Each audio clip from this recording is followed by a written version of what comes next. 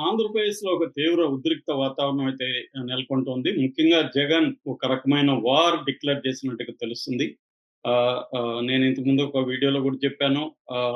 జగన్ రప్పా రప్పా నరుకుతాం అన్న పద్ధతిలో ఓపెన్‌గా ఇప్పటివరకు ఇలాంటి ఓపెన్‌గా కటౌట్‌లు గాని, ఫ్లెక్సీలు గాని పెట్టలేదు. నిన్న పల్నాడు సందర్భంగా మనకు అనేక కటౌట్‌లు దర్శనమిచ్చాయి.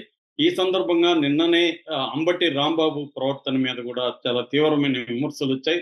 అంటే పోలీసుల మీద పొదిల్లో రాళ్ళు వేయడం, అంతకుముందు ఆహ్, గోరంట్ల మాధవ్ పోలీసుల మీద దాడికి ప్రయత్నించడం, ఆ తరువాత చిలకలూరిపేటలో ఆమె విడుదల రజని ఒక సీఐ మీద దాడి చేయడానికి ట్రై చేయడం.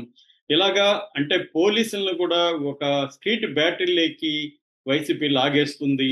ఎందుకంటే పోలీసులు కూడా చంద్రబాబు చెప్పినట్టుగా వీళ్ళ మీద దౌర్జన్యాలు చేస్తున్నారు కాబట్టి దీన్ని మనం స్ట్రీట్ బ్యాటిల్‌లోకి లాగేయాలి అని జగన్ తన ఒక ఆర్మీ లాంటి ఒక సైన్యాన్ని, ప్రైవేట్ సైన్యాన్ని ఆహ్, ఒక ఫ్యాక్షన్ పద్ధతిలో ఫ్యాక్షన్‌ల లీడర్‌లకి అందరికి కూడా ప్రైవేట్ ఆర్మీస్ ఉంటాయి. వాళ్ళు దేనికైనా చావడానికైనా, చంపడానికైనా రెడీగా ఉంటారు. ఆ స్థాయిలో జగన్ ఇప్పుడు దింపేసాడని చెప్తున్నారు. ఎందుకంటే ఈ ప్రభుత్వాన్ని, కూటమిని ఎదుర్కోవాలంటే ముందుగా వ ప్రభుత్వంలో ఉండే వాళ్ళని లేకపోతే తెలుగుదేశం, జనసేన నాయకుల్ని భయభ్రాంతం జేయాలి. ఇది ఒక్కటే మార్గం అన్నట్టుగా జగన్ డిసైడ్ అయినట్టుగా మనకు తెలుస్తుంది. ఎప్పుడైనా గూడా కుర్రవాళ్ళల్లో ఒక ఫైటింగ్ స్పిరిట్ ఉంటది. వాళ్ళకొక థ్రిల్ కావాల్సి ఉంటది. అలాంటి వాళ్ళని ఒక ఆర్మీ లాగా తయారు చేసి మీరు చంపండి, నరకండి నేనున్నాను. ఏం ఏం జరిగినా నేను చూసుకుంటాను. ఆహ్, జైలుకెళ్తే నేను మిమ్మల్ని విడుదల చేయిస్తాను. జైల్‌లో గూడా నేను మిమ్మల్ని బాగా చూసుకుంటాను అన్న పద్ధతిలో భరోసా ఇస్తే వాళ్ళు రెచ్చిపోయే అవకాశం ఉంది. సో, అలాగా ఇప్పుడు జగన్ రెచ్చిపోతున్నాడని చెప్తున్నారు. ఈ నేపథ్యంలో ఇటు కూటమి ప్రభుత్వం గూడా ఏమాత్రం తగ్గట్లేదు. అరెస్ట్‌ల మీద అరెస్ట్‌లు చేసుకుంటూ వెళ్తుంది.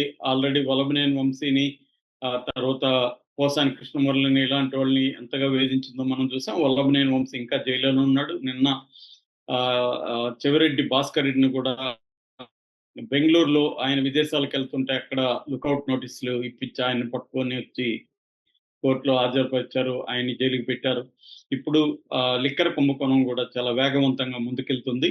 మరోవైపు ఆహ్, వైసీపీలో ఇంక మాట్లాడుతున్న వాళ్ళు పిడికెడు మంది కూడా లేరు.